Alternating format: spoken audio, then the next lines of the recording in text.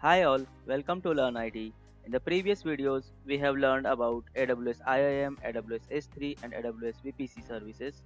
In this video, we will learn about AWS API Gateway. So what is AWS API Gateway? It's a fully managed service provided by AWS. Using API Gateway, we can create, publish, maintain, monitor and secure APIs at any scale. API Gateway supports multiple protocols. You can create HTTP APIs or WebSocket APIs. It supports multiple types of workloads. You can integrate serverless workloads like Lambda functions or containerized workloads like Docker containers. API Gateway allows us to configure authorization for our APIs and other configurations like cross-origin resource sharing, monitoring, and API traffic management. API Gateway can process hundreds of thousands of concurrent API calls with very low latency, so you don't have to worry about the performance of your APIs. Also, it is very cost efficient because there is no setup cost, there is no minimum charge. You have to pay only for your API calls and for the amount of data which is transferred out. Let's talk about different types of APIs. So the first type is HTTP API, using which we can create a low latency cost efficient REST APIs. It supports Lambda and backend services. Next, we have REST API, using which we can create a REST API with full control over requests and responses. Next, we have WebSocket API, using which we can create WebSocket API like persistent connections for real-time use cases such as chatbot applications. And at last, we have REST API Private, which we can use internal to our virtual private cloud. It also supports Lambda, HTTP, and AWS services for backend integrations. Now let's have a look at API flow and understand different components. You can see here every API is divided into two parts. One is routes and resources and other is backend integration. Under resources, we can have different paths or resources with different HTTP methods like get, post or put. And for each resource, we can add custom authorizer Lambda function to validate the authorization tokens. And as part of integrations, we can have different backend systems associated with our resources. So you can see here, I have associated resource 1 to Lambda function and resource 2 to HTTP REST service deployed on EC2 instance, and resource 3 to a third party service which is exposed over internet by some external systems. Now let's go to AWS console and create a sample API gateway and integrate Lambda function as a backend service with proxy integration with our resources. So you can see here we have different types of API options to go, and I am choosing a standard REST API.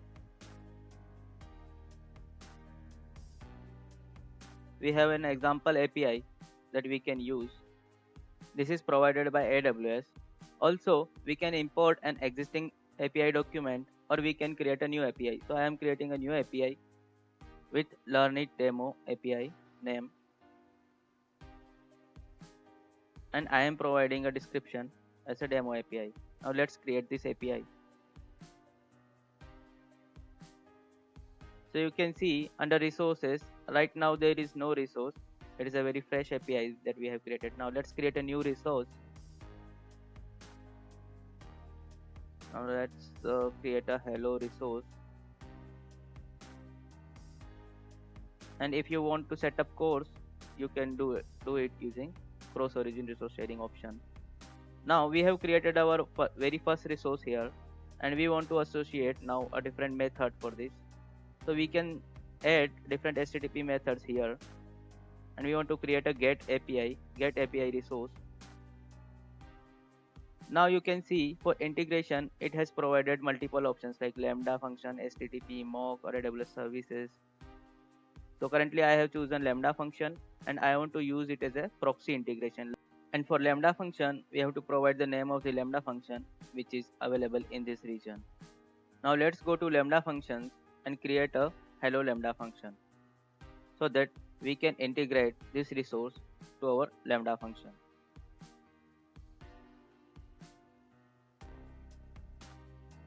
Now let's create a new function and we want to create it from scratch.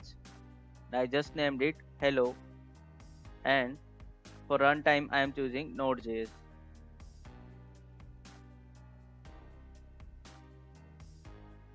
It is creating a Lambda function now with some sample code. Now let's have a look on the index file and check what is the code there. So you can see there is a response like hello from Lambda and it is deployed. Now let's go to API gateway again and try to integrate this Lambda function. So you can see it is still not showing. Now let's refresh the API again and try to integrate with the newly created Lambda function. So you can see now it is showing that you have a hello Lambda function in this region and you can integrate with default timeout. So I am saving this integration now, and at last I am giving API gateway permission to invoke my Lambda functions.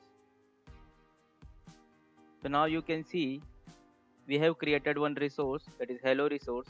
Currently there is no authorization, and integration we have done with Lambda proxy, that is Lambda function. All the requests will directly land to this Lambda function and all the responses will be directly returned to the API request, and there will be no modification in request and response as we are using proxies. Now let's deploy this API. To deploy we have to create a stage, and I am creating a demo stage now, and we can provide stage description or deployment descriptions. Now let's deploy it, and you can see we have got one API gateway endpoint URL using which we can hit our resource, that is hello resource. So let me put hello in front of the API endpoint, and now you can see we have got response from Lambda function. So we have created one get RESTful API using API gateway, and we have integrated Lambda function as a backend system for this resource. So guys, today we covered basics of AWS API gateway, and we also created a RESTful API using AWS console. In the next videos, we will learn AWS DynamoDB and AWS Lambda functions. Thank you for watching this video. Join me in the next videos.